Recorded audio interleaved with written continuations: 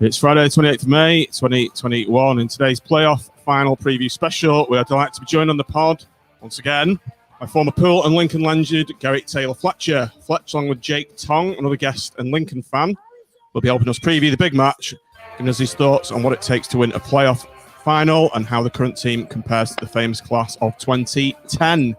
I'm John Aspinall. This is the Seasiders podcast, Friday night preview show, Blackpool v Lincoln in the League One playoff final. Tradition.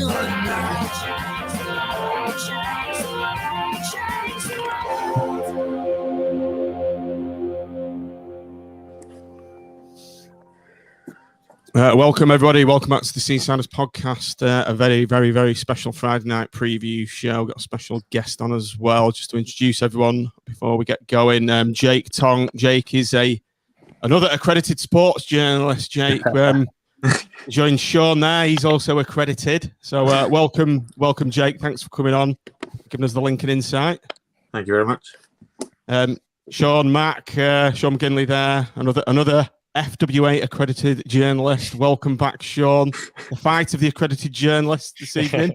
They have them out like sweets, don't they, nowadays? Welcome, Tom, who's going to be hosting this evening. And we've also got some bloke on who's played for Blackpool and Lincoln and scored at Anfield and United and that. What's his name again? Yes. We're not going to do that, remember? It's Gary Taylor-Fletcher. Welcome, Gary. It's an absolute pleasure to have you back on the pod again. Yeah, enjoyed last one. A few nights a while ago that took about 3 hours a night, but now looking forward to it. We had a couple of all-nighters, didn't we? So it's great to have you back anyway. So Tom, take it away.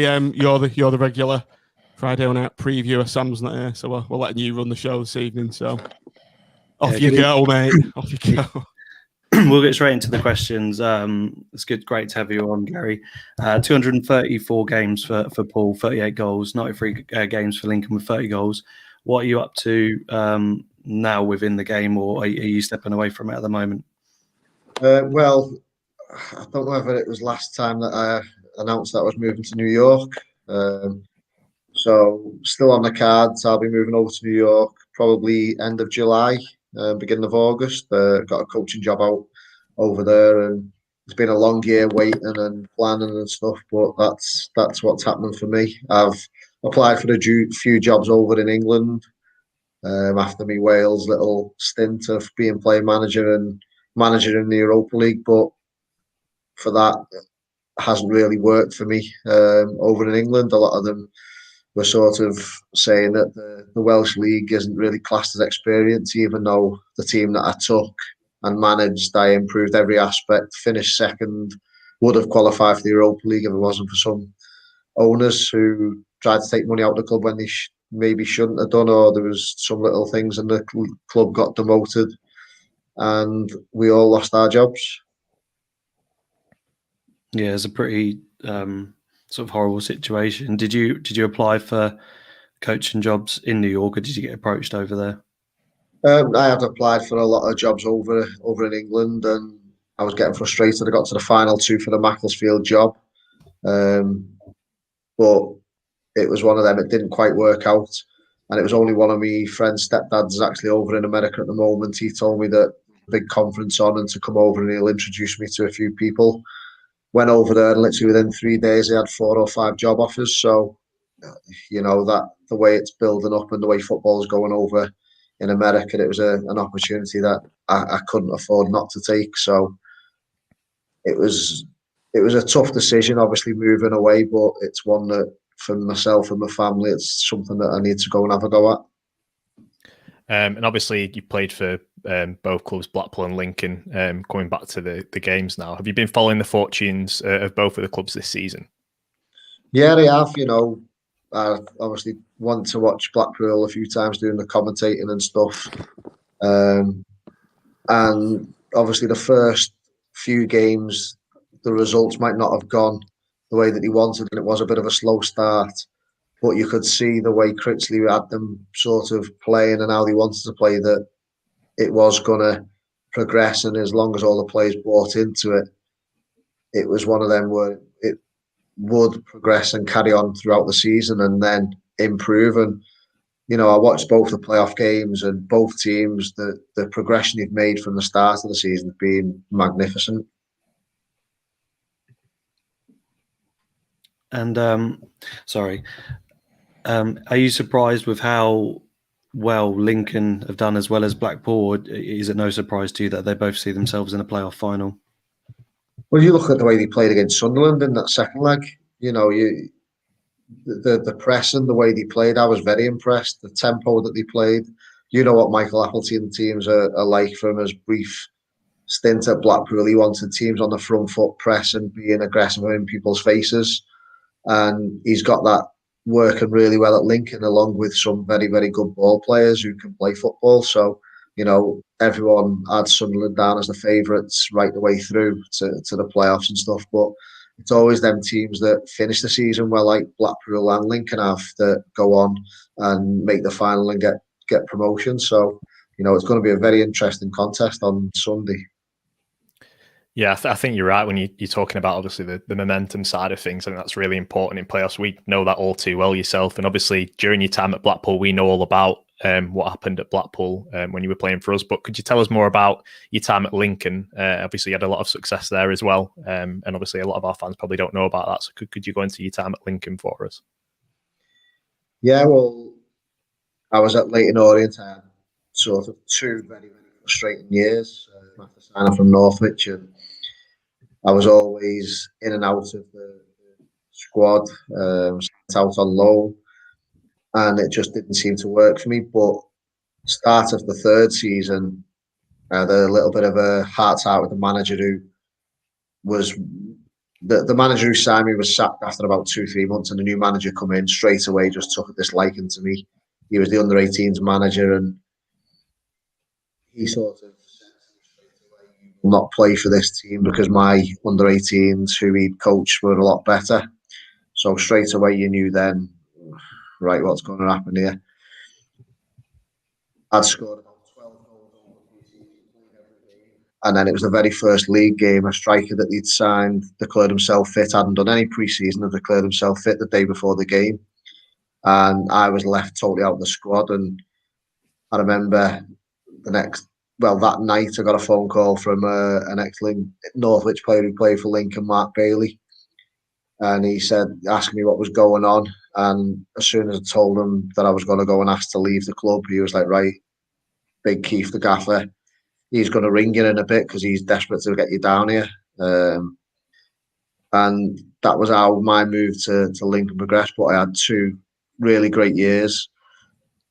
First year we got to the playoff semi-finals, and I thought we were very, very unlucky against Huddersfield, a bit of a dodgy penalty, and we were unfortunate not to get to the final that year. And then the year after we had Southend, and I think I had to go off with the last half hour or sort of just at the full time with the concussion, and one of our other strikers got injured as well. So we ended the game with, I think, about 7 defenders on in the end, and unfortunately got beat 2-0. But it was an absolute fantastic time. Loved the city, and we were really, really settled there. But if it wasn't for Keith Alexander, I probably don't know what I was thinking of. Right, I'm going to go back to the conference. But he had faith in me of what I'd done for him before and took me to Lincoln.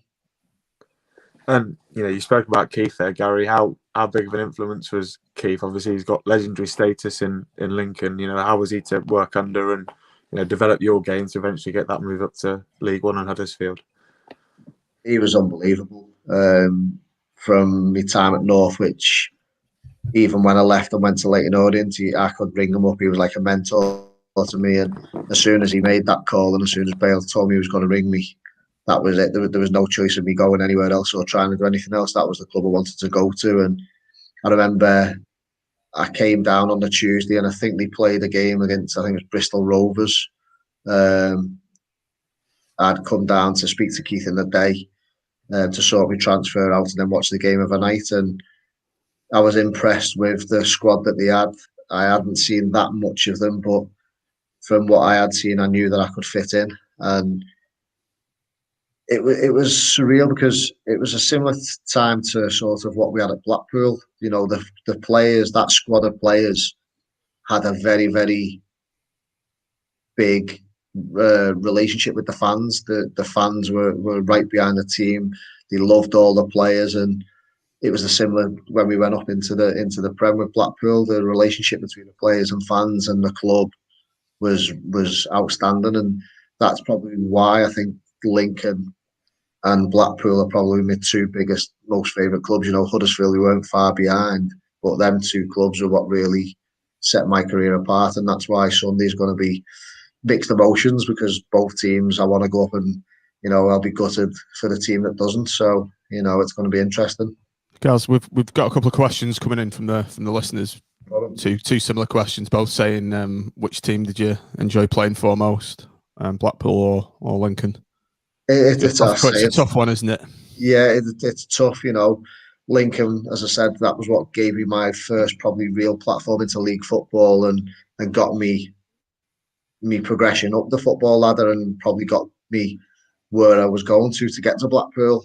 And then obviously Blackpool playing in the Premier League was every child's dream, and you know that's where that happened for me. And it's a tough one, and I wouldn't answer that because it'd be disrespectful to both of them. You know, both clubs mean a lot to me. We were speaking earlier about influential managers. Do you know Michael Appleton, or do you know his style? Do you like the way he's sort of gone about things at Lincoln? Obviously, I think he was at Blackpool for, what was it, 30 days? Not long. Something like that. Working under your mates. Yeah, wasn't very long, and he's obviously seen the writing on the wall, hasn't he? My experience of him managing at Blackpool was him coming into me, telling me I'd been tapped up and why I was injured for the game, when I'd been playing for 3 weeks with an injury for him, but it had gone to the point where I couldn't play anymore. On the Thursday, he came in asking me where I was going, or he was putting a bid in for him. And then on Saturday after the game, he's on a aeroplane going to Blackburn owners. So, you know, that's my experience of him. But in training and in his preparation, he was really, really good. And you can see that with the way Lincoln play, how drilled they are. Everyone knows the jobs and the way he wants to play. So, you know, he's gone on and progressed and done really well.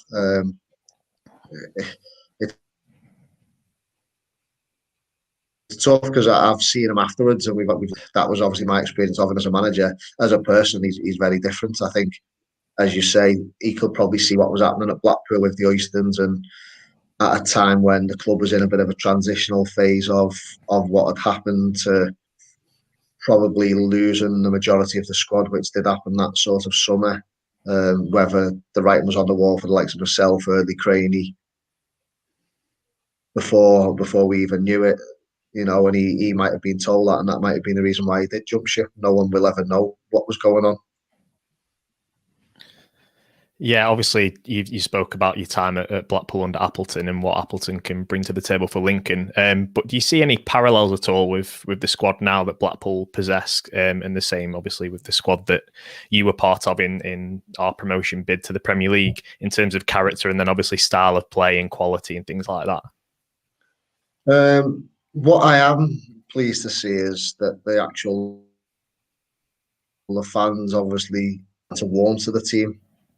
You know, they're starting to get that rapport with them. You've got the players that they're getting behind and stuff, and the attack and intent from the team is very, very similar to what we had. And you know, it's refreshing to see that you get some clubs and some managers who are very defensive, but you know, Critchley coming in from Liverpool under 23s, you can see the little things that sort of link them to Liverpool and the way that they do it. And you know, it's great to see that the fans are actually got a football club to be proud of again.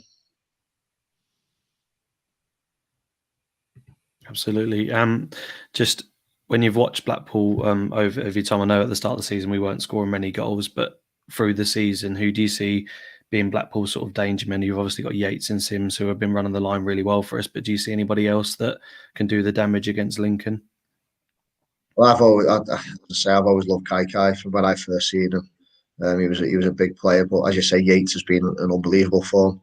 The way he plays, you know, on a day he's unplayable, and it will be interesting if Blackpool don't go up, whether any clubs do come in from higher up, or even if they still do go up, any clubs come in, because he has had a fantastic season. And then I'd seen Sims quite a few times for Everton, the youth teams, and that when I've been to watch them, and you know, you can see his physical presence, that he's not a little boy playing. He's actually, you know, he's got the physicality to go and play League One Championship football, and I think them two really, really fit well together. I think it's interesting you say the number 10 role, Kai there, GTF, sort of a player after your own heart, as it were, playing in a similar role. Have you seen anything of Elliot Eaton at all, the lad on loan from Sunderland? He's a player in your mould, almost. Yeah, it's a very two-footed player, so someone you might want to look out for. Sorry, right. Tom, where you go, mate? I thought I was going to ask now. I think when we first initially brought Sims in, it was weird because we just lost Medine to injury, and everyone thought this, you know, the big striker was brought in to sort of replace him. But it took us a few games, or took maybe Critchley a few games to find out how to use him properly in the 4-4-2 with Yates. And as soon as he got balls in behind and was able to run behind defenders, and he started winning penalties and getting great goals, like Swindon away, for example, like a half chance volley, and he just smashed it in, and he's found his confidence in the last few weeks. So I think when we saw him at Bloomfield Road against Oxford, you actually realised how big he is and how physical he is, and he, like you said, he's gaining experience and he's you know, full of confidence going into the final. So that should be pretty interesting. Yeah, I was going to say, just on Sims as well, you're looking at he's just got this natural instinct to finish, I think, that he's had all along, and it was putting together the other elements, his link-up play and his first touch and things like that, which at the end of the day is a young lad and it comes with time. But he's, as you say, he's progressed so much recently. But going on to the playoff final itself, obviously you hear how it's almost form goes out the window on these occasions. How much is it down to mentality on the day, and in terms of who goes onto the pitch with the right mentality? Yeah, it's massive. But I think both managers, with both sets of staff, they will be making sure all them players are ready. You know, I don't think there'd be any arrogance or anything, thinking that, you know, one team's better than the other. I think both teams are going to go in there and show each other the respect that they deserve. You know, when we played against Cardiff, you could see the Cardiff players in their heads they'd already won the game, and I think that was obviously a massive negative for them, because they went ahead, we pegged them back. They went ahead again, we pegged them back. And then when we went ahead, you could see that they couldn't believe or didn't know how to react to it. Whereas we had the mentality that, we're going to go and win, I'm going to do this. But we weren't arrogant about it. We were more assertive, and we didn't let anything affect us where I think it affected them. So it's making sure that the players don't have that sort of negative, it's a bit hard how to put it, the sort of like a mindset kind of thing. It's all about getting the right balance and blend of not being too frustrated when well, and making sure that you stick to the game plan. I think Critchley's done that well through the sort of the months he's been managing us. I think when we used to go a goal down, you just didn't think, John, you'll probably agree, that when we went down early doors that we didn't find a way back into games because we probably didn't know how to react to it, and maybe Critchley didn't. But the team now has got about 5 or 6 different players, and we've changed massively. And I think in the short time that Critchley's been manager, especially as his first sort of professional team, he's found a way to deal with going a goal behind and not letting that bug him. Do you agree? Yeah, I mean, earlier on in the season, when we went one down, first, you know, in 2020, 2021, so the first half of the season, we just knew we weren't going to get back into a game if we'd gone down early.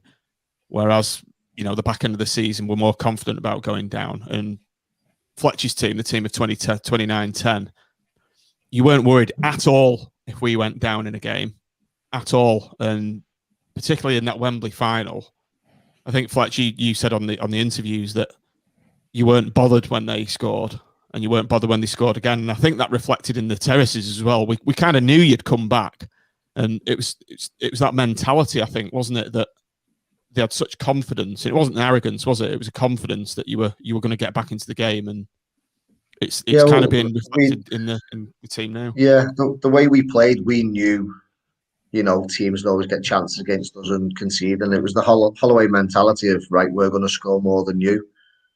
And as you said, it was not letting things affect you. It was making sure that you turn that bit of negativity and used it to sort of get yourself a little bit of belief and a little bit of positive energy that, right, I'm going to show you, or we're going to come back. And we come back twice. We went ahead and they couldn't do it. You could tell as soon as I scored that second goal, all the players were looking around thinking, how are we going to finish these off? But then as soon as we got the third goal, all the players were down on the floor, the heads were down. And you could see the two differences in the teams. When we conceded, we were all geeing each other up. Right, come on, don't worry about it. Let's get going. That picture when I think Brett's scored, there's about 4 or 5 of their players lying down, heads in, hands on the floor. And there was still 50 minutes to go, 45 minutes to go, the whole second half. And I think that was the massive difference in that final. Was that noticed by a lot of our players? Were you aware of they looked beaten men at the time? Yeah, at half time, we were saying, you could see the sort of it's a thing that happens to your energy. You could see their energy levels sort of, or the body demeanor through all of them, just thinking, how are we going to see these off? And then as the half went on, you could see them missing a few chances, and they weren't going to score again. Choppers rattle the bar, but other than that, they didn't really have many clear-cut chances. Gillo nearly threw one in his own goal. But other than that, there wasn't much else. You've kind of alluded to it, but as a team or as a player individually, everybody's different. So I think we're this team, like John's alluded to, they're very similar in terms of characteristics and that feeling we've got back for Blackpool FC. But what goes through your head just before a game at Wembley? I know every player is different, but what do you think it takes mentally as an individual to not only focus on making sure you have a good game, but also to make sure you as a team have a good game and you go out there and give it your best shot? A lot of it can come about what team you're playing, your results over that season. I've said before that all through the playoffs, we were saying if we got Leicester in the final, then, there's no chance. And then as soon as they got beat by Cardiff, we were like, right, this is our time. This is our moment. And it's just as I've always, you keep saying it, try not to focus on negatives or what could go wrong, and just try and be positive as much as you can. The players will have a lot of energy to burn, and sometimes you're sat in a hotel, so they'll be in the hotel tonight, they'll be around each other, and it's probably the best thing. It's when you go up to your room on your own, if you've got your room on your own, and that's when the thoughts start to creep in. So for me, it was all the players together. The night before the game, all the players were there till late as possible. The next morning, breakfast, everyone was up together. So it's making sure that the little things like that, and you do stick together as a team. So then the sort of nervous energy and it doesn't turn negative. You start to help each other. Did a quick question from Bison's here. How did the heat affect you? It's going to be another hot day on Sundays. Oh, it was the worst thing was you're walking out and it's already, absolute roasting, and then big cannons of fire go off and singes your eyebrows. And, luckily I didn't have any hair on my head to get rid of that. But yeah, the heat was unbelievable. Luckily, we made the decision to play in the white and reflect the heat off a little bit, which really, really helped. And I don't think it's going to be quite as hot as it was when we played Cardiff on Sunday, but that will have a big effect, especially with the tempo and intensity of the two teams. it will be. It's been a long season, but it will be coming down to the last half hour on who can keep going and keep going the longest, really. Absolutely. Well, thanks for answering all those questions. We're going to talk to Jake now, get him involved a little bit more. So thanks for waiting patiently, Jake. For the viewers and listeners listening to the podcast, Lincoln have had a pretty special season, haven't they? And they continue to sort of defy the odds. You've had 3 or 4 really decent players sort of in the limelight in terms of scoring double figures and assisting a lot. But talk to the listeners and the viewers about the team you have. Obviously, it's not just about your forward men; it's the men at the back as well.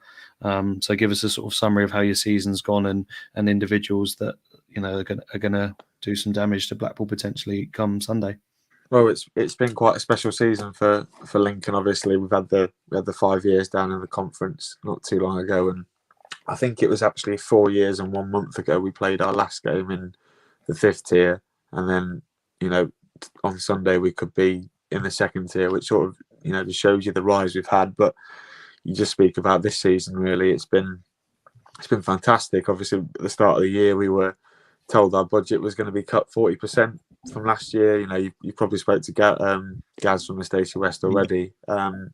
We weren't really expecting anything. We came 16th last year, just behind Blackpool as well, I think. And obviously we got off to a good start, didn't we? We beat Oxford, we beat Charlton. Came up to Bloomfield Road, took 3 points as well. Really good game, actually. I think it was swung, and hopefully, you're hoping the game on Sunday can do the same. And we've had a consistent sort of 11 throughout the course of the season. And in January, Appleton does what Appleton does best and recruits a bunch more of younger players. We did this 12 months ago. This time it was the likes of Morgan Rogers from Manchester City, who I literally cannot believe how he's playing in our division. Fantastic. You talk about the forward players. I'll go into a bit more depth. Tom Hopper, obviously not a number 9 like GTF that scored the goals, but he scored twice in both the playoff legs. His pressing and energy is massive for Lincoln. The way we press and the way he harries defenders. I think Ballard and it depends if it's Ekpiteta or Husband or whoever it is playing the centre half is going to be in for quite a tough afternoon. Not as tough if Matt Reed was playing or GTF, I know, but you've got other players at the back like Palmer. Magnificent goalkeeper, only second. I think he came. Well, no, he kept quite a few clean sheets. Probably not as many as Maxwell, but really impressive as well. You've got the likes of Joe Walsh, a Rolls-Royce defender, and then the man that glues it all together, Liam Bridcut in the holding midfield, who's played at the highest level for Sunderland. He's played for Chelsea. He's played for some really big clubs in his career, and he's at the back end of it now. But he's really driving these youngsters on, and we're hoping we can do a bit of damage to Blackpool and the Capital on Sunday. Yeah, sure. And I'll just come to you in regards to Hopper. I think he's a very decent player, and he showed, especially in the second leg, causing him a lot of trouble. Bit of a loaded question, but do you think it will suit Ballard and whoever plays centre back with him if we go 4-4-2 better, like when we played Gillingham with Oliver and that sort of player, or do you think he's a sort of a different breed in terms of that? I think Hopper's more well-rounded than a lot of other strikers in the division. I know, obviously, you mentioned Verdane Oliver, and you look at Johnson, Clark, Harris. They seem to be natural goal scorers, and they'll turn in behind. But you can sort of deal with them if you keep the play in front of you. Whereas I feel like Tom Hopper has the ability to play off players, link up in midfield, but also, as you were saying before, off the ball, pressing and harrying, which is something that we don't tend to come up against. Obviously, we have the intensity ourselves in that forward line, and that's where it's just going to be a tireless game. But I think personally, it is going to be a tough ask, and I think if Ballard doesn't start, it's such a massive miss for us. I think he's really, really held it together. I mean, you look at his quality; he shouldn't be in this division. Similarly to Morgan Rogers, as you said before, but we say this every time that we feel like individuals are going to make the difference for us whether they're in or not, and then someone else comes in, takes their place. And they work well because they're given a specific role to do. And I think that if you look at the only real sort of case you can take against Lincoln is that first half when we were 2-0 up away from home, and we had the perfect game plan there. And if we're able to implement that similarly, then hopefully that Hopper won't have much of an influence. Yeah, absolutely. Jake, what I don't know how much you've seen of Blackpool this season, but from a Lincoln perspective, what's the talk been like pre-match? Obviously, it's been quite quiet at your end, potentially because of the 50-50s and injuries, etc. Or maybe that's just going quietly about sort of your game. But what's the feeling like in your camp? And it's been quite a well-respected pre-match, hasn't it? I think both managers have been very complimentary of each other, and they both think it's going to be a very good final. But what's the thoughts your end? Well, I can sort of, in terms of what I've seen from Blackpool this year, I can only go based off the 2 games that we played against you guys in the league, and then the 2 games on Sky that I watched against Oxford. In terms of the 2 games in the league, you were ahead in both games. I think we scored 4 goals in the last 15 minutes of both the ties. So, I mean, Lincoln fans are probably dubbing us as the outsiders. I think a lot of people had Blackpool as, they're pretty much the odds-on favourites for the playoffs, and you did your bit and got past Oxford. But we're sort of thinking, well, if we say we're not the favourites, then we might sneak past you. But it's going to be a difficult game. Obviously, you showed that you came to Sincil Bank and went 2-0 up. Not a lot of teams have done that this season. And then I thought you were impressive in the first game against Oxford. Obviously, not the second one, not so much, because the job was sort of already done, the damage was already done, wasn't it, after the game at the Kassam. But yeah, I think we're sort of dubbing ourselves as the underdogs. Which if you look at Lincoln's sort of history in the last 5 years, we've done quite well as the underdogs, and we generally always have been. So yeah, obviously you talk about the 50-50s as well. We're a bit worried about Walsh and players like that not playing, but impressed by Blackpool. Critchley is obviously a very good manager. I think he was left in charge of the Liverpool seniors in the FA Cup game against Shrewsbury a few years ago. So clearly a man with pedigree, and what he's done this season. I said on our Stacey West podcast we recorded yesterday that Critchley was my manager of the season, purely for the fact that you've been the best team over 35 games or so. So we know we've got a challenge on our hands, but it's one that I think will be open, and one that we're very much looking forward to. Yeah, obviously you mentioned a couple of players there that you've got in the squad, and so many talented young players as well. Obviously at the start of the season, I think we both, especially ourselves, had a question of experience quite often, and whether we need experience in the squad to balance things out. But really, it's been the young players that have been the leading light, and they've really pushed on and had a freedom to express themselves, and really a belief in being able to make mistakes and going again and being able to improve that way. And then ultimately it's come to this point where both teams have done it a similar way. How much do you think that helps when you've got a manager that's willing to take on young players, give them the license to express themselves? And do you think you'd prefer that to the experienced, old school sort of way of going about it?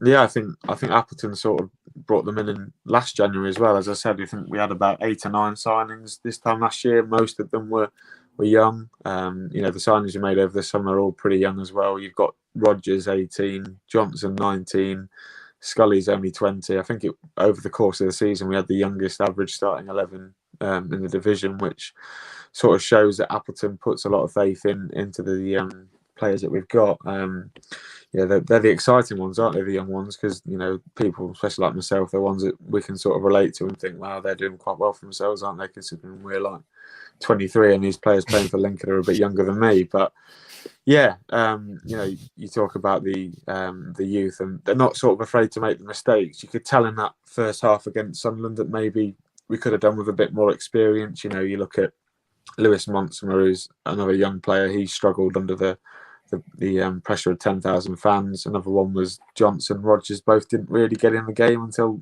half time. But I think in terms of a sustainability module for the football club as a long-term project, you've got to look at recruiting younger players from bigger clubs like we have done, and Blackpool have done as well, in terms of resale value and making them your assets and selling them on. But Lincoln have gone down the experience route before. Obviously under Chris Moyes, we brought in quite a few experienced players, the likes of Matt Reed, Craig Stanley, Matt Sparrow. You guys might not know who some of those names are, but I definitely prefer the way that Michael Appleton's gone about it and blood these youngsters in. We've even got a lad who's come through our academy from Ireland. He's on trial with Chelsea at the minute, so that sort of shows you the way the club are sort of moving in terms of the academy, and the elite training performance centre that we've got at the club as well has massively improved that. So yeah, these young ones are doing all right, aren't they? They seem to be doing pretty well so far this year, and it's good to see other clubs take that mentality as well. Obviously, Blackpool done it. You know, Ballard's a very good footballer. Embleton's another youngster. So,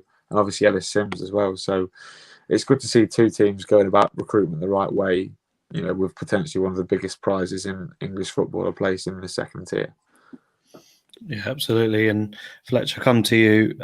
Lincoln's history has been sort of branded about in terms of the playoffs as sort of one of the worst records, and Blackpool being one of the best. I don't take that into consideration, although, you know, it's good to have that kind of record at Wembley. Do you think with such a young side and such a fearless side that Lincoln have, that won't bother them going into the weekend?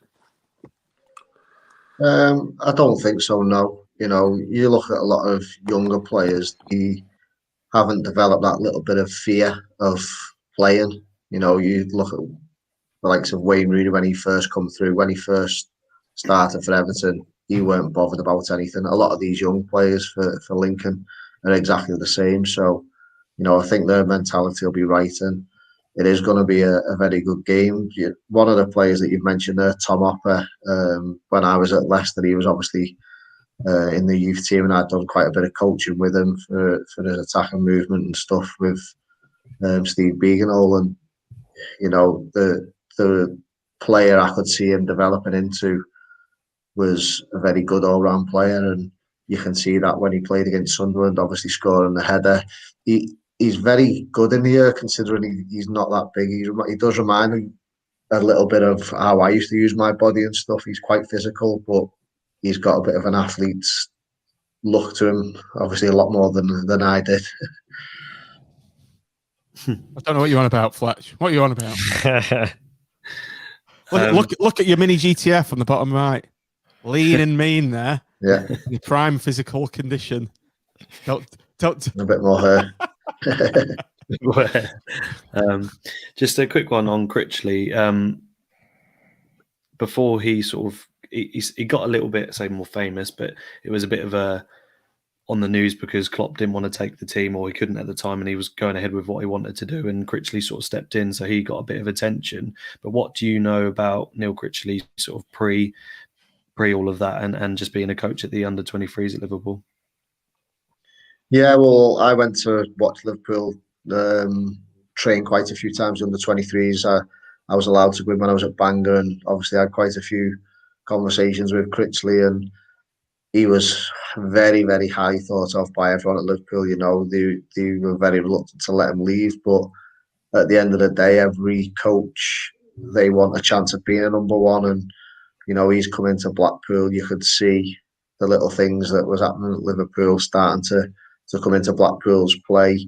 I've noticed, you look at Liverpool, whenever the opposition's got a throw in, every Liverpool player's right over, leave the hole on the other side of the pitch. And I could see in the first few games that that's what Blackpool were doing. And just these little things go a long way of, you know, working on the little things. You've got a throw in against you. He's working on it. You know, he's had to do it at the highest level in the under-23s at a Premier League club, an under-20s Premier League club. He wouldn't have had that job if he weren't good enough. You know, the players that have come through this year for Liverpool, he's helped develop. You know, the injury problems Liverpool have had with, obviously, Nico Williams, you've got Curtis Jones, Phillips, Reece Williams. A lot of them players were coached by Critchley, and you can see, hopefully, with Blackpool, they will develop and they will go on to get promoted and have a very, very successful next few years with him at the helm. One thing that will be getting thing is there will be a lot of other bigger teams looking at him with what he has done, with the reputation he had from Liverpool, and now he's come to Blackpool in his first managerial job and has excelled. Yeah, that's absolutely right. And Sean, I'll come to you. That in his pre-match interview, it was about 16 minutes long with Radio Lancashire this week. He said, "I wouldn't have left Liverpool for any job. This is a really special club." And just sort of touching upon what Fletch just said, do you think he'd be swayed at this moment in time if a bigger club sort of came along, or do you think we've got our feet sort of firmly on the ground and we're building something special here? I think it depends what you define as a bigger club, really. I think you look at most of the Championship and there's teams that are running debts, high debts. They've got poor ownership, or they're constantly recycling players and squads. They've got a lot of old heads in their squads. You look at the perfect blank canvas that Critchley had at the start of the season, and he's going to have that. I think that's a big thing for him, is being able to implement exactly what he wants to do and knowing that owners are going to trust him with that time as well. I think time's an important thing. Obviously, he had the time at the start of the season when people were potentially calling for his head. And you look at other clubs in the Championship, would they give him that time to implement his style of play? I don't think they would. And I think ultimately where we're looking at with the ownership, if they've got such a high sort of degree of wanting to go down the data analytics route, the youth system route, bringing in younger players and selling them on for a profit, that's the whole project that Critchley will buy into. And I think that that's what buys us that extra level. Whether it's a Premier League club, however, is obviously a different question. And I personally think that any lower end Premier League club right now would be silly not to have a look at Neil Critchley if they wanted to develop and stay in the league for a few years. I mean, you look at the likes of Burnley and teams like that, they're kind of just sauntering. And I think if you want to really have a go at these sort of levels, and I think that Neil Critchley is the sort of man you want to bring in. But I think what draws him to this job as well is he just gets it. He understands the background of the club, what we've gone through. He keeps acknowledging what's happened in the past with the club. He understands that it's not the most well-off community. He understands it's a working class background. He said he wants a team that sort of plays the way that the town can sort of reciprocate back off of that. And that was exactly the same style of play and exactly what we had with the squad of 2010 under Holloway. And I think that's really, really important. And I just think it's the right man at the right time with the right ownership. And it seems to just be the perfect recipe for us. Yeah, I completely agree.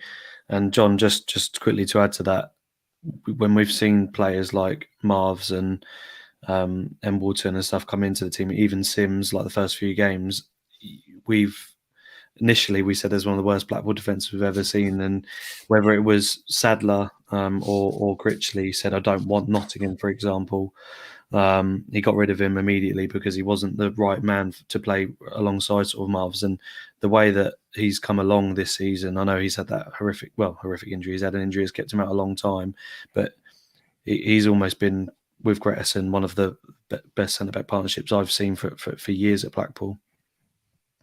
So Tom, what's the question? How he's dealt with sort of young players and how initially we all thought they were quite poor, but he's made them grow and he's used that experience. So, I mean, I don't know your thoughts on how he's sort of dealt with the pressure of being a first team manager, but he's certainly developed the younger players and he knows exactly what he wants. So getting rid of like Nottingham, for example, he's made us 10 times better, hasn't he? Yeah, I think again, I think he was a bit wet behind the ears when he first arrived, and I think the introduction of Colin Calderwood can't be understated, really. I mean, how important that was. I'm sure Fletch can tell you can't beat experience sometimes in a dressing room. When Critch or he's come from this like kind of purist background as an academy, but sometimes Fletch, I don't know, would you agree with this, that you sometimes need an experienced head in there, be it a senior pro or an experienced manager, to maybe just help him along and say, look, this is the reality in League One. You can't be playing pretty triangles all day, or it's a results business and you've got to mix it up a bit. Is that a reasonable comment? Or am I talking a load of bollocks? No, listen, you always need experience. When Holloway come in, he kept Steve Thompson around because he'd been there for years. He knew all the players, and it's just little things like that. Obviously, we had the experience. Then you're talking about Lincoln as Bridcut, what a player! I remember playing against him, and you couldn't get anywhere near him. He was unbelievable. It's going to be a big thing of where do Blackpool get that experience from? As you're saying, Critchley are the people around him to give him that little bit of a nudge. I think he has got a very, very good blend of a staff.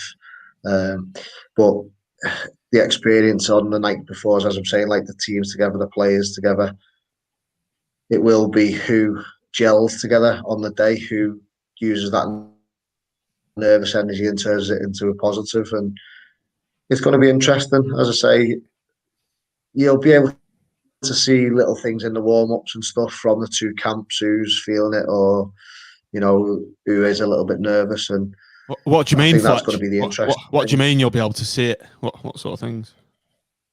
Like the players, I remember sort of when we first went out before, as I say, the fans were in, you could see a few of the younger ones, the likes of Seamus and that, and you could see him soaking it all in, but then thinking, bloody hell, what's happening here? And it's which team can then G each other up or get rid of that nervous energy for players the best on the day. The staff and Critchley will be massive for that. Michael Appleton, he's been there, he's played a lot of games like that in his little bit of his playing career. He's done a really long coaching career, but he's had that playing experience as well. So it will be interesting to see how the staff are with the players before the game, the warm-ups. Do they change anything? Do they keep it how it is? All them little things will be going through the staff's mind, but also, as you say, the players as well. Yeah, absolutely. And we're going to go to talk about the sort of teams on the day in a minute, but we've got a few questions in from the Blackpool Podcast Patreons group, and we've got one from Jake as well, which is eager to ask. But I'll ask my very simple question, Gaz. Favourite goal for Blackpool and why?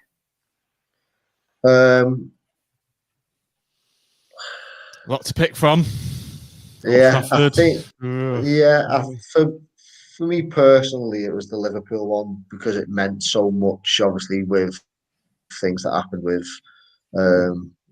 my friend Butch, obviously from Lincoln, because he passed away a few days before, and just going into that game, I knew I was going to score. I had the T-shirt ready for everything, and saying it's my most probably one that is the most closest to my heart for the goal scorer. And my favourite one was probably either the Hull the year after we got. We were talking about that before you came relegated. on. Yeah. We were just saying, Fletch, before you came. We were talking about that goal, how good that goal was. And or the one. It was only about. I don't know if it was the next game, exactly the same against Coventry when Evo was pinged the ball across and I took it on my chest and then volleyed it exactly the same, a little bit further out. But yeah, I think the one that means the most, obviously, is the Liverpool one. My 30-yard header at Wembley can't be not mentioned. So, yeah. Jake, your question. I know it's quite a funny one.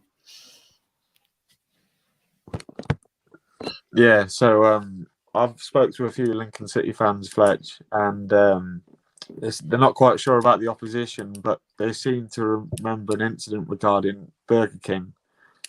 And I was just wondering if you'd be able to clear that up. I think Gary, the guy who's the podcast, he sort of said that you had a Burger King before a game away at Leyton Orient or something like that, and we just sort of wanted you to clear that up if you could remember it.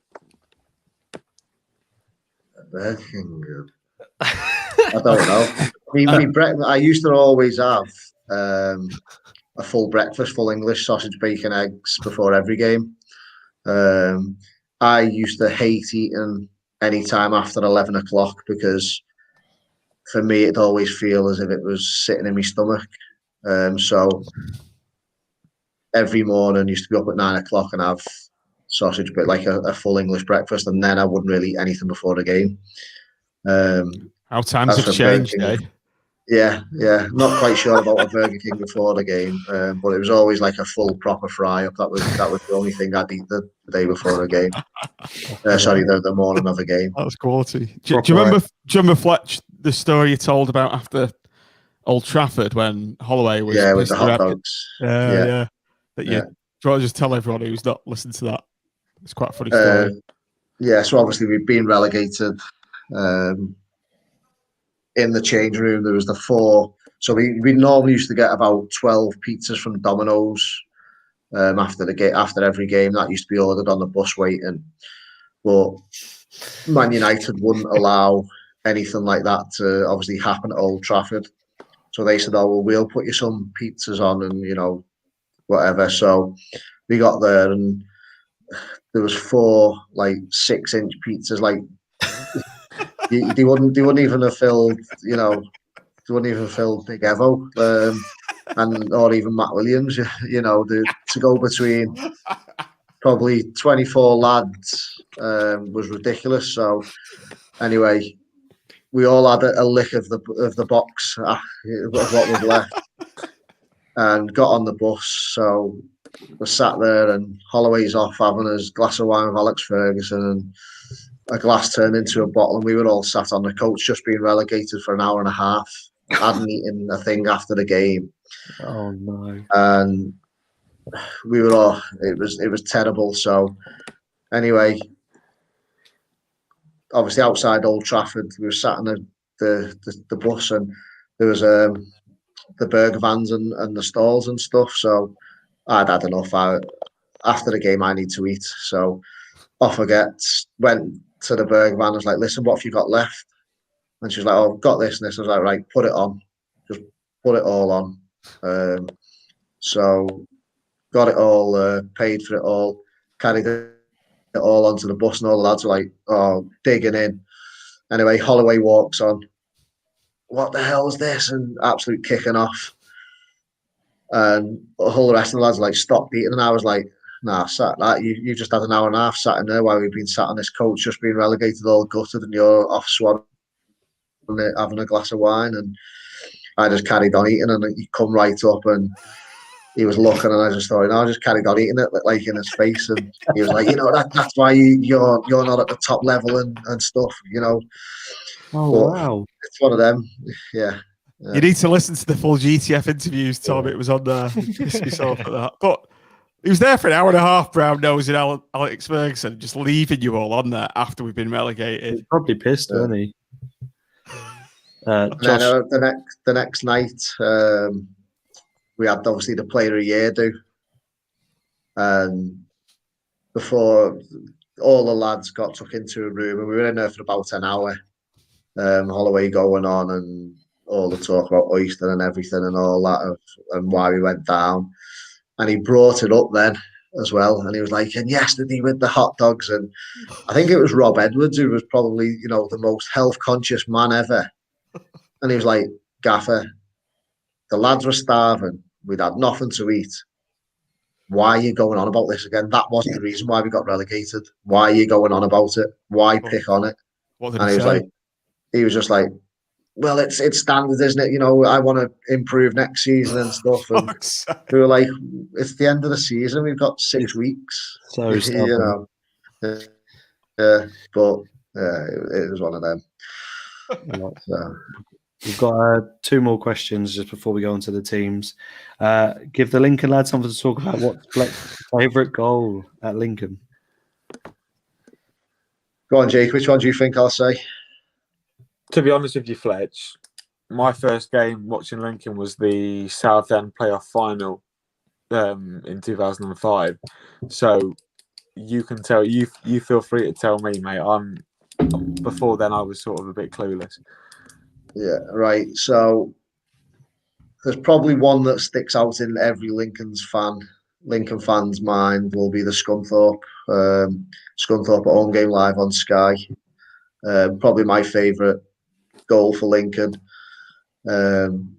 Played through, and I think it's where Messi first seen how to lob a keeper, how to chip a ball over a keeper. Played through just on the very, very corner of the box, and the keeper had come about 6 yards off, and I just done the biggest scoop ever over him, and it's just gone right over him. And the commentators were like, "Oh, he's crossed the ball, and it's in the back of the net."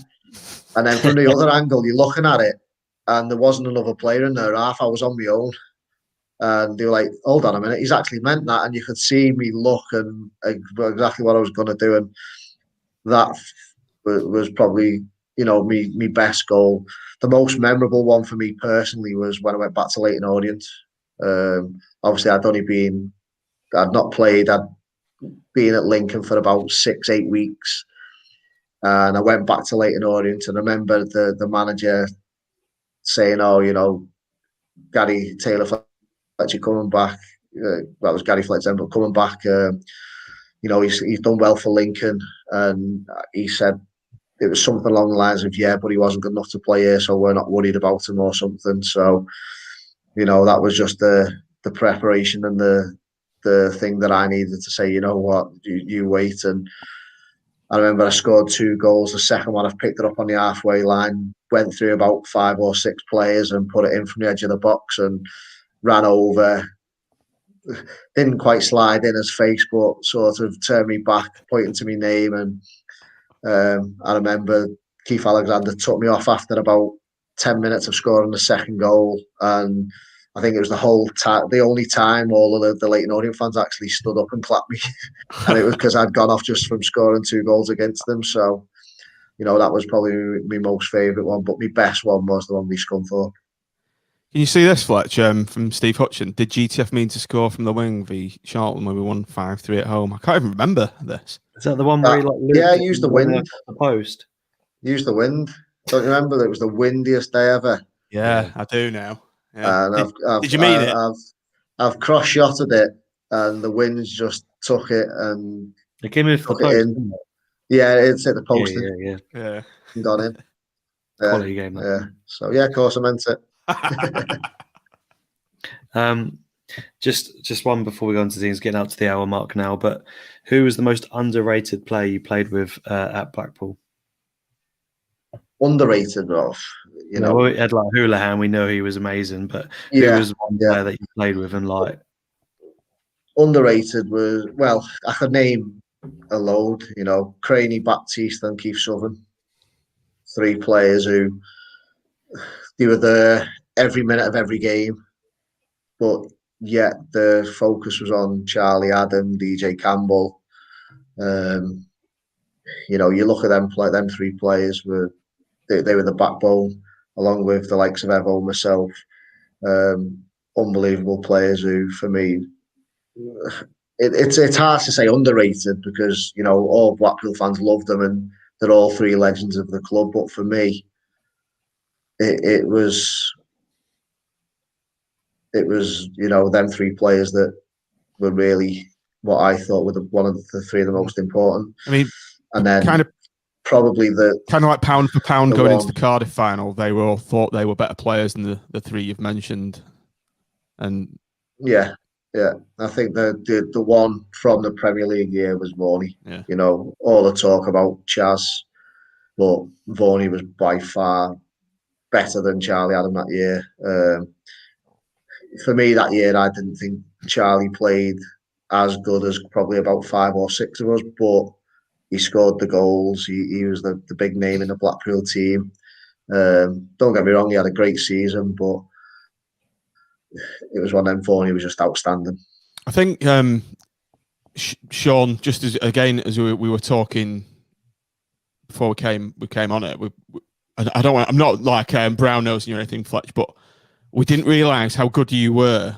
I've watched the 09-10 highlights DVD. I didn't realise how good you were until I've watched that video back. And fucking hell, he's pivotal to it. Pretty much every single attacking move we've got, Sean, isn't it? And I think just to bung Fletch into this category as well. I mean, it's a fair shout. You don't realise how good he is until you really watch the videos and until you don't miss what you've got until it's gone. I think is that phrase, isn't it? It was so unique as well as a player in terms of technical ability. It's just not, you don't tend to have those sort of players come through in England at that level, and to be able to provide those sort of moments of magic that he had. And I mean, it's just that understanding or everything linked together in the midfield. Because that's why I love David Vaughan so much, because I just love a good passer of the ball. I love someone who's always like a yard ahead of the play, and David Vaughan could read everything before it happened. And GTF was the same in that the link-up play that they had. You look at the United goal in terms of the link-up play, they knew exactly where each other were going to be seconds before some of the best defenders in the league at that point had ever seen it. So, yeah, I think we definitely, I couldn't say underappreciated because we adored each and every one of them, but I think externally, as you said, obviously Charlie had the focus on him, but there were so many players in there that were top technical players. Yeah, absolutely. One of my favourite goals you scored, Fletch, was against Ipswich. It means a lot to me because I'm from Ipswich, and we smashed them, I think, 6-0 that day. But it was just the cross game. Was it 7? Yeah. 7, yeah. You flicked it with the outside of your boot, and when I watched it back, I realised how good that goal was because it was a shot across goal, but you just flicked with the outside of the boot and they hit the roof of the net. And I just think it's just you all over, like a touch of class and so much skill. Yeah, you adored by us.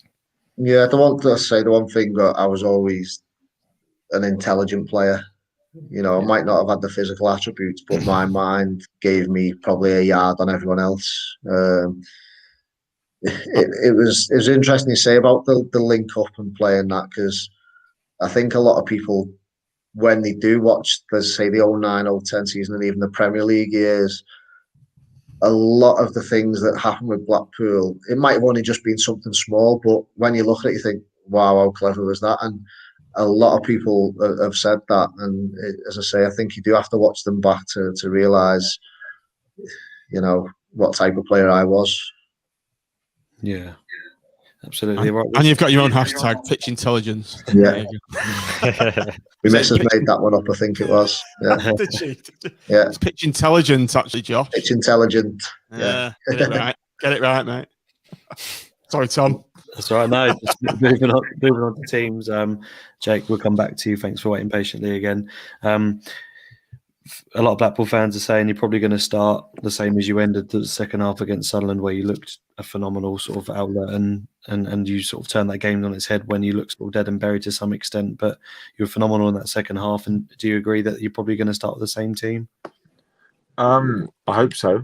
I think that's the best way we've got of beating Blackpool, with that energy in midfield of McGrandles and the experience of Walsh at the back. So obviously you'd be gutted for Scully and you'd be gutted for Lewis to miss out, because they've had really good seasons. Scully has scored 17 goals, Monson has scored 6, including a winner up at your place. He's got a lot of interest in him, so we're disappointed to sit a game of this sort of magnitude out.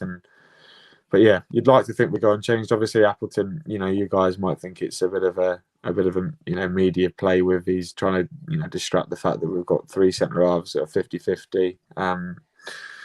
But yeah, I certainly don't want to see the team that started the first half at the stadium alive. I do. Yeah, I know. I can imagine. Because I've said this about 4 or 5 times now, but if we play like that against Blackpool, there'll be 5, 6, 7 out of sight before we. Fletch, there was shite if you didn't see that game, by the way. First half against Sunderland. Boys v men, wasn't it? I was bricking it. I was honestly, when Charlie White rounded Palmer and hit the what was he leg, doing? I've got no idea. I said that was worse than Kean at the World Cup. That was worse. Yeah, it was brilliant. You just have to look. Yeah, so hopefully we're unchanged from that second half. Obviously, injuries might dictate. I know Jackson's out, Jones is out as well. So, but you never know. We've got players on the bench that can make a difference. Cohen Bramall obviously is really quick. Came through at Arsenal and he's played at Colchester. And then if you've got Scully, Harry Anderson on the bench, then we've got some options. And I don't think we've had a fully fit squad all season. And obviously, I think Sunderland away was the first time we actually had one, but unchanged would be good for us. I think that's our best way of getting a result against you guys. Bison's is saying there, Josh, doesn't matter who Lincoln pick, if we play to our best, we win. That's fighting talk. I don't know. I don't think you beat us this season though, even if you played your best team. So we should wait and see. Well, there you go, Bisons. There you go. The game at Bloomfield Road, you need to understand there's 7 players difference, and we were absolutely shocking. But yeah, the game at Sincilbank was decent, to be fair, and you did take advantage of our frailties at the back. We should have been 5-0 up though, Tom, shouldn't we? We should have been 3 or 4 up. But I'm not Yeah. being cocky. I've adored Lincoln all season. I think they've done a cracking job, and I don't know what kind of formation you'd like to go with on Sunday, Sean. But would you like to see 4-4-2 again, or would you like to just revert back to sort of the 3-5-2 that worked so well just before the playoffs? I'd go unchanged personally from that second leg. I know obviously we've conceded 3 goals, but I think it was sort of out of character almost. And I think I was completely confident going into the playoffs generally. Obviously before the first leg I was quite confident, but there was 3 goals conceded in such a flappy, basic manner, I think have kind of thrown up a few questions for me. But I think Mitchell's earned a start for himself in that 4-4-2. I know I adore Keshi Anderson. I think he's one of the best players that we've had in a long time. You adore him, do you, Sean? I adore him, John. I adore him. Accredited opinion is much better than yours, John.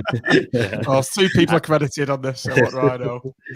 But I think if you look at the bench, we've got to think about the bench as well. And if you can bring Keshi Anderson on with half an hour to play, then that's absolutely ideal. He can dictate the play, he can calm things down, and he's a really good outlet on the counter attack. And I think that's important. But I would go 4-4-2 personally. Obviously, you've got the 2 wingers a bit further forward. But I mean, we were literally saying before the playoffs, we can't play Embleton. And now I'm like, Embleton has to play. So shows what we know. I'm fed up. I'm literally fed up of calling players saying that we should play other players because every time he does it, what's the point anymore? I just fully trust that no matter what happens, it's going to work because it's worked every time before and he knows what he's doing. So I'm just not going to do it.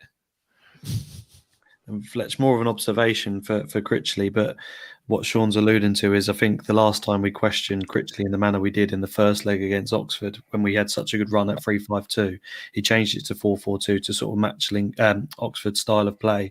And we were criticising him quite a lot before the game, saying it's not going to work. And obviously we won 3-0. But do you think that's... I didn't go that far. I didn't go that far, definitely not. Well, no, I said a lot of us. I didn't say you. Yeah. I'll try and play it off.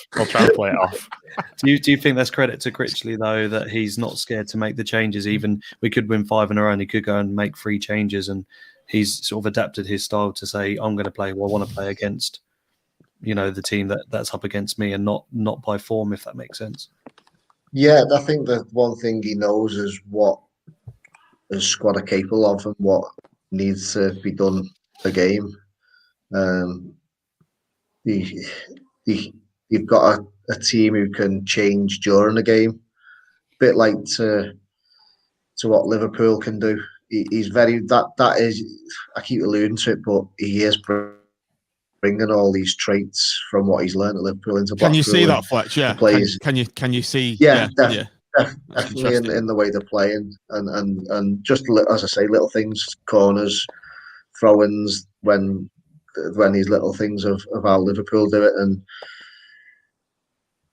it's one of them where it's going to be interesting on if he does pick a team that he can change during the game, or if he does go and says, right, I'm going to actually not worry about them for once. I'm going to go 4-4-2. I'm going to play Yates and Sims as 2 strikers. I'm going to play me wingers and go for it. But I think Appleton can do the same as well. That's the thing. That's a good point. It's a battle of the 2 managers, really. You look right through the game. Jake said before about the Lincoln goalkeeper. You've got the 2 goalkeepers who have been in great form all year. You've got the strikers who are going to go against each other. So it is one of them where it is who can perform better as a team and get these danger players into the right areas, and then what the manager can do substitutes wise in the last 30, the heat, the intensity. It's going to be a battle on every angle, really. Yeah, just a quick question for you, Jake, and then I'll come to you, Sean, after. Do you think playing 4-4-2 you will have a much chance of running through us? Because we saw that a few times this season with one pass through the middle. We saw it quite early on at Oxford where the ball got played. It was a flick from, I think, Taylor, wasn't it? And we were in trouble early doors. Do you think you've got the quality in the middle with Grant and Bridcut to do damage running through the middle and just using your experience that you've done so well at this season? Yeah, I think having 3 men in the midfield against your 2 will probably, it means we might have the ball a bit more, which probably suits both teams. I know we're better with possession than we are out of it, and you guys will probably say you're better out of possession than you are in it. So, having those 3 in midfield will allow us to get a foothold on the game. And, you think if you give one of those midfielders a bit of space, and, ideally if it's George Grant and, George Grant running at your back 4 based off the season that he's just had, then, I think a few Blackpool fans might have their hearts in mouths at that moment. But we've come up against 4-4-2 quite a lot this year. Gillingham came to Central Bank and played it very effectively, beat us 3-0. Verdane Oliver and John Akinde unfortunately came back and both scored. both former Lincoln players. So yeah, I think it's a formation that we've not really been tested out against too much, because a lot of teams don't play it in this division, do they? You know, you've got teams like MK Dons playing 3 at the back. You've got a lot of teams sort of reverting to those 3 at the back formations like you guys did earlier in the year. So yeah, it's interesting tactically. You know, it's he said Cowley, it's Critchley against Appleton, and it will be the manager who holds his nerve better, I think, that will probably win it, whether that's a tweaking formation or system. Your opinion, Sean? Does that make you a little bit nervous that we could get over on a midfield, or? I don't think so. Just because obviously as you said, I think that Oxford game was a one-off. I know obviously we're going into a playoff final, but I just think going into a game 3-0 up, even if you're the most professional team in the world, there's going to be that little inkling in the back of your mind of, you know, taking your foot off the gas a bit because you feel like the job's done. But I think it depends on how well Dougal and Stewart start in terms of their possession on the ball, because I think games where we have been run over in that central midfield area, Dougal's been quite slack in his possession. I think recently he's come right back onto form at the right time, and if them two start and they play with confidence on the ball, I think your first 5 minutes being able to pass and just calm down the play and just get a few passes going together and linking things up well, as soon as you start that going efficiently, then I think that the progress, you just think it's a normal game again, don't you? I think it's just about not having any early pressure on us that we don't need. And I feel like you look at how professionally we started that at Oxford, in terms of just we professionally went about business. We soaked a bit of pressure up, and then we went and countered and we scored the goal. And I think if we can do that and soak up a bit of early pressure, then we should be fine. And the more I'm talking about this, the more confident I've become again. But I'm sure that this will all go out the window as soon as we get towards the game. Yeah, we'll come on to what we think the score is going to be right now. Fletch, I'll start with you. Can you give us a score prediction for the game, or who's going to get promoted if you think it's going to be a draw after 90? 2-1. 2-1. You've got to call it, mate. Come on. You can't sit on the fence. No, 2-1. No. There'll be more. There'll be goals. You're going to be here a long time, mate. Come on. Yeah, no. That's the rule. Put my head on the block. Who's scoring? 2-1. Who scored the 2 goals?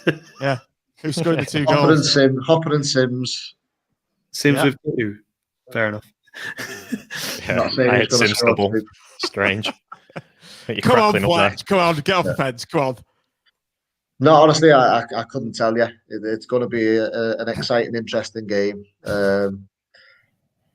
If you're a betting man and you're putting a tenner on it, what's your money going on? Draw, penalties. Who's going through pens? If I was a better man, it'd be more than 2 goals. Yeah, I agree. More than 2. You know, I was thinking 3-1 to Blackpool. So, Tom, there's mine. 3-1 to Blackpool, and that's Fletcher's as well, because he just had 2 goals. So. Jake. You're on mute, mate. Take him off. Sorry. Yeah.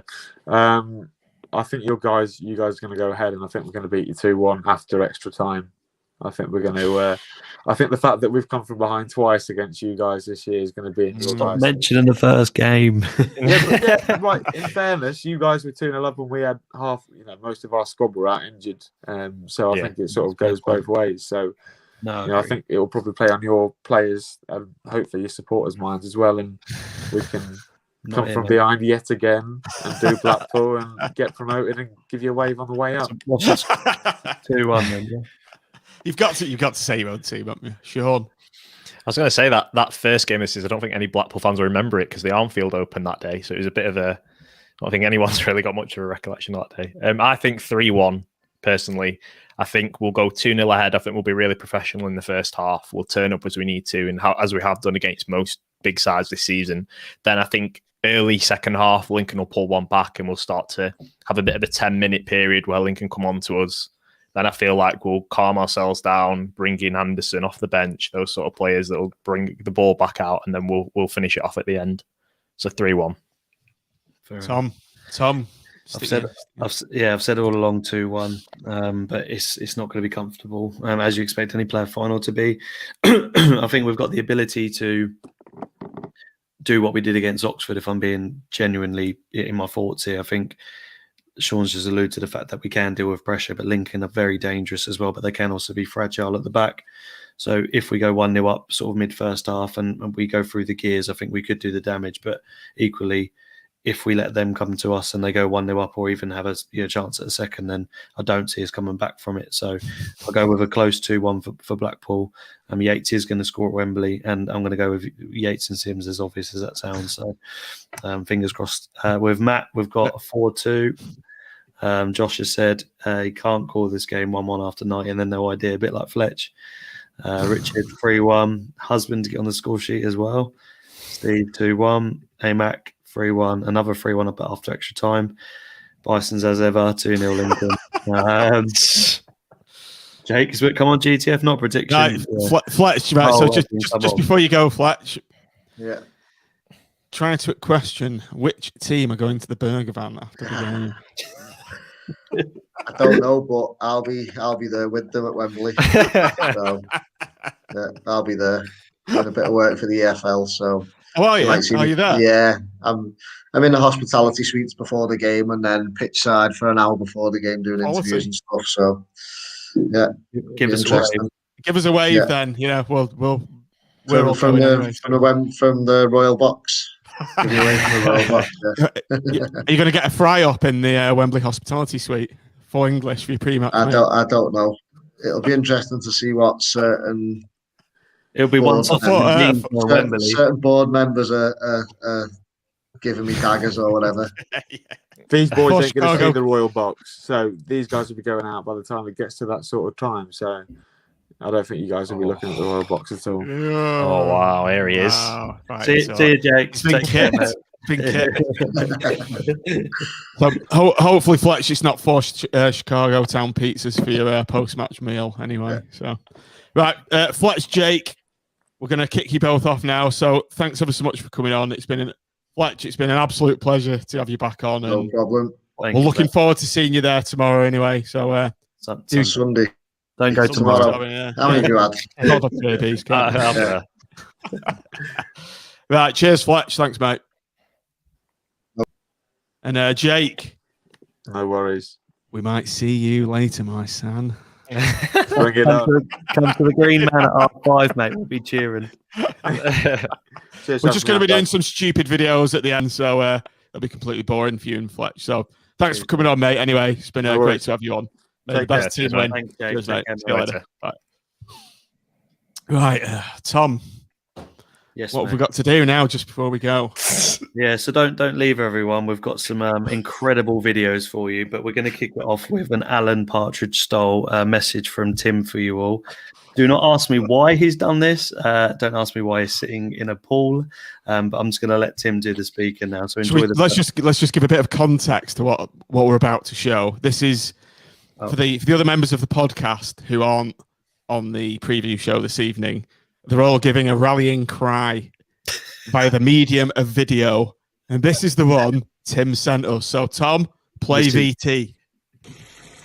Evening to everybody on the podcast team, to patrons and everybody else who listens to the Seasiders podcast. Unfortunately, I can't be with you tonight, as you can see. I'm enjoying myself by a pool, and it's the start of the Fielding family holiday. Thankfully, I had the foresight to book a holiday in Kent, so I will be with you on Sunday. So all I want to really say is enjoy your trip down to London whenever you're setting off. If you're not able to make the trip, and hopefully you're going to be with some family and friends and enjoy the day nevertheless. Prediction-wise, I'm naturally a pessimist, as most of you know, but I am actually going to predict a Blackpool win. I'm going to go 3-1 to Blackpool. Hopefully Ballard plays, and hopefully come 6 o'clock or whatever it is, 5 o'clock on Sunday night, we're all in the championship. Up the pool! Sensational. It's a very Even though I've got an injured shoulder and it hurts to clap, I'm going to give that a round of applause. Tim Fielding there, ladies and gentlemen. Tim Fielding, the most middle-class supporter we've ever had, and he showed his true with kids.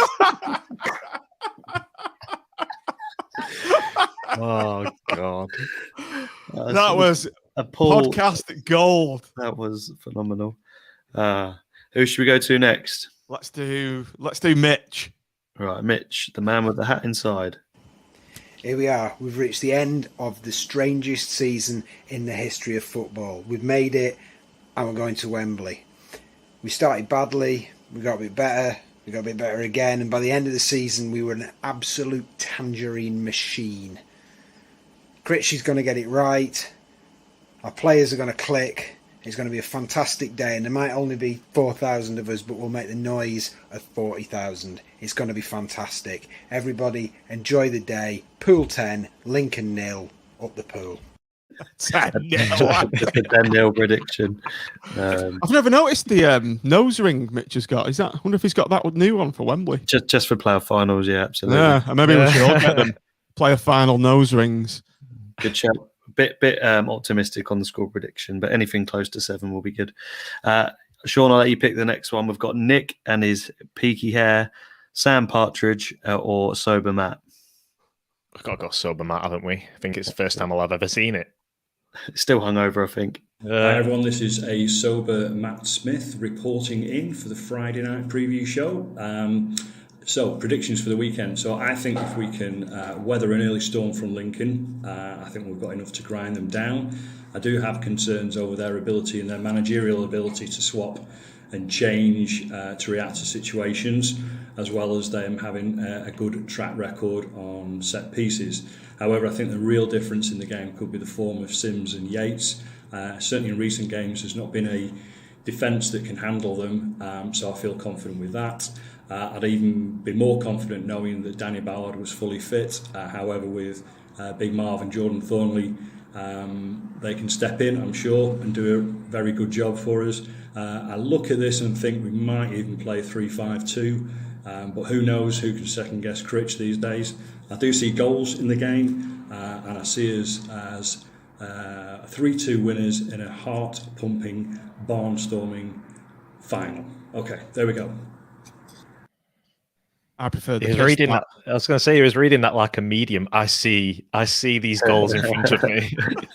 Hopefully he's right though. Piss Matt's better. Matt, next time you do one of those, down a half bottle of the spiced rum. I swear Ballard was got a warning anyway. 3-5-2 he's going for though, isn't he? Yeah, I can't call it. We'll see. Your choice next, John.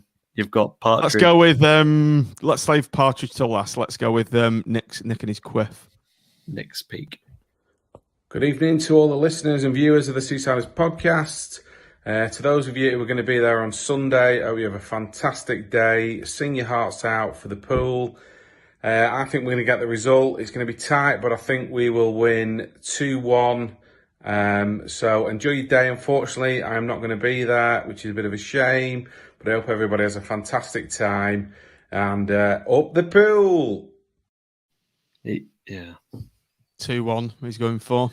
Absolutely. We're all going for wins. Did Matt give a prediction? I can't remember. Yeah, 3-2. 3-2, okay. It wasn't a prediction. It was a medium telling. Right, Sam to finish it off. Good evening to those watching the Friday night preview show and those listening back on their way down to London for Sunday's League One playoff final. Gutted I can't be on the Friday night preview show with you this evening, finishing what we started all the way back in July for that Liverpool pre-season friendly game at Anfield. Who would have thought we'd be where we are now, October time, all panicking, all saying we're stuck with him. But Critchley and the team have done a superb job, and we're one game away from reaching the championship. Good luck to Neil Critchley and the players on Sunday. Let's go and do it. Up the pool. No prediction. Let's go and do it. He was actually every point was a goal for us. That was right. So let's go and do it. That's 5-0. I think it's simple. Fair enough. Just in case I forget, I've been railroaded into doing this. Not railroaded, but if anyone business owners are out there, shameless plug coming up. I am a manager of Paulton JFC Junior Football Club under 8s, going to be under 9s next season. So I have a fantastic sponsorship opportunity for any small business or massive business out there who would be interested in sponsoring our kids football club next year. You get your name on the kids shirts. So we do need a sponsor. So not that expensive, and you'll get lots of exposure. You might even get plugs on here via me. So just get in touch with me on Twitter at Seasiders Podos, drop us an email, and I'll be in touch with you. So shameless plug there, Tom. Absolutely. I'll leave it with you to sign us off tonight as well. Right, yeah. So, guys, playoff final Sunday. How are we all feeling? Just before we go, Sean, are you confident? I was up until this podcast, but then I taught myself into being confident again. But I was confident before Oxford. I'm confident now, but I'll be shitting myself on the day. So I just think we've got it. I just think it's made for us. I really do. I just think it's ours. Tom, a lot of people have been saying 3-1, myself included. Stephen Hartman's just said that on Stephen Hartman on the chat. He's just said that, and Tim said that as well. I'm in a confident mindset compared to I wasn't against West Ham and I wasn't against Exeter. Obviously, that was the Mushroom playoff final, wasn't it? But I'm reasonably confident. I think if we play our best game, and I think Sean just said sometimes in the past, we've got too much quality in this team. All right, he said it against Rochdale and we got beat, but I think we've got the better team. I think we've got better players, and we've got what it takes to get over the line. Are you of that thinking as well? Yeah, I think yes, absolutely. I've said it to many people that are not Blackpool fans that have watched us over sort of, the playoffs because we haven't been on telly. But I've said, if you look at the team man for man, we've got a hell of a squad here, and as Sean alluded to earlier on the bench as well, we've got that bit of class that can come off the bench and affect games if they're introduced early enough, which we haven't done at some points this season, but we've certainly done it at the right points more towards the end of the season. But yeah, with the team we've got on our day, we won't get beaten by anybody, and we've proved that time and time again versus the top 8. Saying that, I know how dangerous Lincoln can be, and they're no mugs to be in the playoffs and the top 2 for most of the season, and even with injuries. And people want to say about the COVID situation, but they generally could have had a COVID outbreak, and you'd like to think that. Well, you're not allowed to think they did have one, but you don't lie about that sort of thing, and they make jokes about it. It came at the right time, but look what they did against us when they had about 5 or 6 players out. I know we battered them, but they came back at us, and we just need to be professional as we possibly can be come Sunday. And I think if we score early and we soak up the pressure, and we will pick them off a bit by bit. But if we go 1-0 down, it'll be a completely different game. So overall, I think we'll win, but we need to start as we know Blackpool can start, like we did against Oxford, after that little bit of pressure we soaked up. So fingers crossed we come to the match reaction and we're all hanging out of our asses and we're celebrating a massive promotion. I just want to be in the green man after the game and just just be happy. That's all I want. I was spent an arm and a leg to get there in the first place. I think what makes me calmer about this is that it's always felt in the past like this is our one chance. If we're going to do it, we have to do it this season. This is it. Whereas now I think it's the first time we've gone into it and been like, do you know what? If we don't come away with the win, we're going to build again next season, and we're probably going to do it again. And I just think that's the difference where I'm a bit more calmer, cooler-headed, because it's like in the past it's been, if we don't do this, we're going to sell all our players, and then we're just going to be a shambles. And I think that helps a lot. It's a great point, Sean. The fact that we've got now Sam Sadler and we've got this entire infrastructure behind us now. And there was that thing with the community trust as well that I noticed that in the week, that they're going to be building these pitches behind Bloomfield Road. There's the compulsory purchase orders going on behind the East. There's all this sort of stuff's going on behind the scenes that we're going to come back stronger if we don't do it. So hopefully it's a win for Blackpool and we go back to the championship. I just want to get that game with the Nobbers back on, and I want us back up there, but it's not the end of the world if not. And let's just enjoy the day. Hopefully there's some normality next season, and although let's just say the worst thing happens and we do lose, we'll be back at Bloomfield Road in capacity next season, and we can see what it was like versus Oxford and how normal it felt again, and to have even, let's just say, 10,000 fans back and playing very decent level of League One football next season, challenging again. It's just going to be nice again, isn't it, at the end of the day? But it'll be much sweeter in the Championship, of course. Certainly will. Doesn't matter. We're going to be in the Championship anyway, so it's fine. Yeah. So it's sound. And on that rallying cry, come on the pool. Let's bring it home, boys. Up the pool. Thanks for joining, everybody. Thanks. Do subscribe, and we'll speak to you on the Match Reaction Show on Monday.